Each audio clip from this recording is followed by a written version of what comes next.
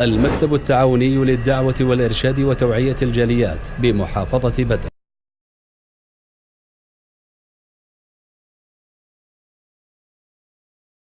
الحمد لله رب العالمين وصلى الله وسلم على نبينا محمد وعلى آله وصحبه أجمعين। সম্মানিত দর্শক ও শ্রোতা মণ্ডলী, আজকে আপনাদেরকে স্বাগত জানাচ্ছি একটি বিষয়ের উপর, যে বিষয়টি হলো অতি গুরুত্বপূর্ণ বিষয়। এটি ইনশাআল্লাহ সংক্ষিপ্তভাবে এই বিষয়টি উপস্থাপন করার চেষ্টা করব। বিষয়টি হলো, একজন মুসলিম এই পৃথিবীতে রিজিক অন্বেষণ করে, কিভাবে সহজভাবে রিজিক অন্বেষণ করবে, রিজিক তাকে কিভাবে খুঁজবে এবং তার প্রতিবন্ধকতা বাধা কিভাবে দূর হবে। এর অনেকগুলি উপায় রয়েছে। এই উপায়ের মাঝে আজকে 4টি উপায় বলবো। 4টি উপায়ের মাঝে প্রথম হলো, একজন মুসলিম রিজিক অন্বেষণ করতে যে প্রথমত আল্লাহ রাব্বুল আলামিনের উপর ভরসা করবে। রাসূল সাল্লাল্লাহু আলাইহি সাল্লাম বলেছেন, যে হাদিসটি ওমর ইবনে খাত্তাব থেকে বর্ণিত, লাউ আন্নাকুম তাতাওয়াক্কালুনা আলাল্লাহি হাক্কা তাওয়াক্কুলিহি, যে যদি তোমরা আল্লাহ রাব্বুল আলামিনের উপর সত্যিকার অর্থে ভরসা করো, উপায় অবলম্বন করে বৈধ উপায় নিয়ে ভরসা করো, লা রাযাকাকুম কামা ইয়ারযুকুত তায়রা, আল্লাহ রাব্বুল আলামিন তোমাদেরকে রিজিক দিবেন, উপজীবিকা দিবেন, যেভাবে একটি পাখিকে উপজীবিকা রিজিক দিয়ে থাকেন। তাকদু খিমাসা ওয়া তারুহু বিতানা, একটি পাখি সকালে বাসা থেকে বের হয় খালি পেটে, আবার বাসায় ফিরে আসে ফুল পেটে, ভর পেটে। এই পাখিকে আল্লাহ রাব্বুল আলামিন যেভাবে রিজিকের ব্যবস্থা করে দিয়েছেন, আল্লাহ রাব্বুল আলামিনের উপর একজন মুমিন যদি ভরসা করে, সেরকম ভাবে রিজিকের ব্যবস্থা করে দিবেন, সে জানতেও পারবে না কিভাবে এই রিজিক তার জন্য আসলো।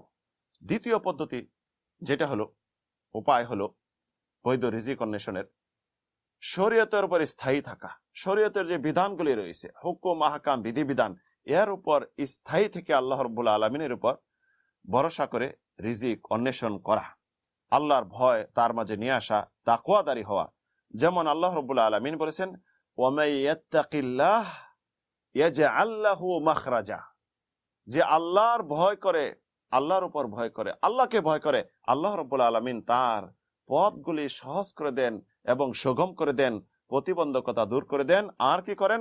ওয়ারযুকুহু মিন হাইসু লা ইয়াহতাসিব, আল্লাহ রাব্বুল আলামিন তাকে আশানাতীত রিজিক দেন, যেটা সে আশাও করতে পারেনি, এই রিজিকের ব্যবস্থা আল্লাহ রাব্বুল আলামিন করে দেন। অন্যত্র আল্লাহ রাব্বুল আলামিন বলছেন, ওয়ালাউ আন্না আহলাল কুরা আমানু ওয়াত্তাকাউ লাফাতাহনা আলাইহিম বারাকাতিম মিনাস সামাই ওয়াল আরদ, জনপদের অধিবাসীরা যদি আল্লাহ রাব্বুল আলামিনের উপর ভয় করত, ঈমান আনতো, আল্লাহর উপর সত্যিকার অর্থে ভয় করত এবং শরীয়তের উপর স্থায়ী থাকতো, প্রতিষ্ঠিত থাকতো, লাফাতাহনা আলাইহিম বারাকাতিম মিনাস সামাই ওয়াল আরদ, আমি কি করব? তাদের উপর আসমান এবং জমিনের বরকত, সবকিছু আমি এই বরকতের দ্বার উন্মোচন করে দিব, খুলে দিব।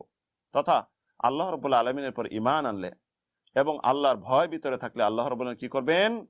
এই আসমান জমিনের বরকতের দরজা সব উন্মুক্ত করে দিবেন, আপনার জন্য রিজিকের ব্যবস্থা সুন্দর করে দিবেন, সুন্দরভাবে রিজিক আসতে থাকবে।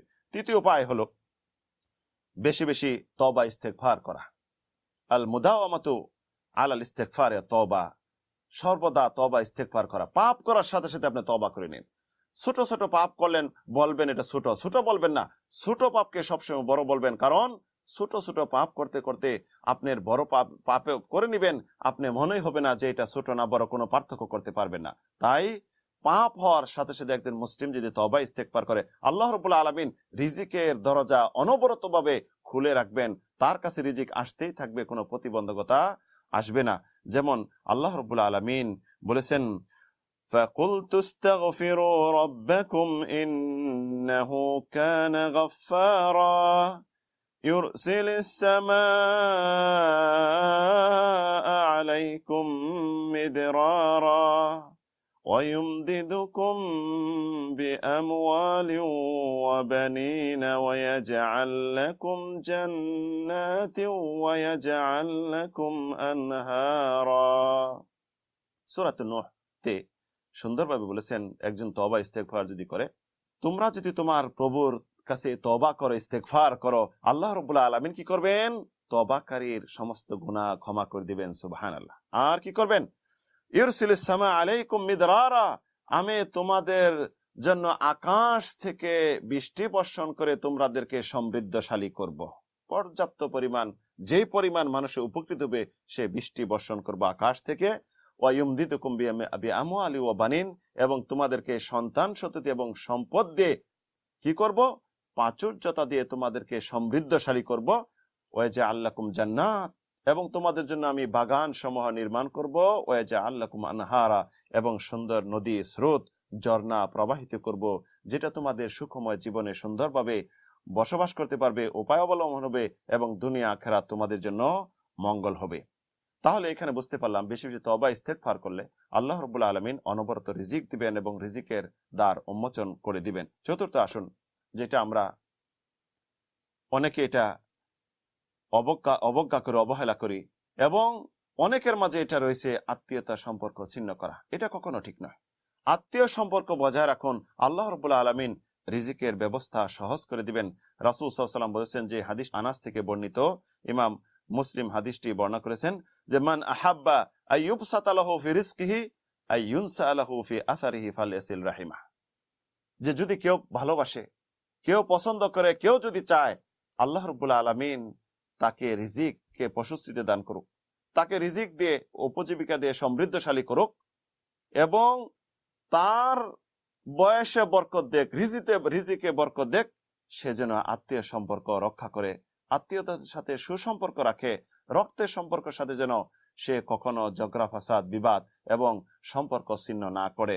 কারণ ইসলামের এটি একটি গুরুত্বপূর্ণ দিক। এটা হলো আত্মীয় সম্পর্ক ছিন্নকারী কবিরা গুনাহকারীর অন্তর্ভুক্ত।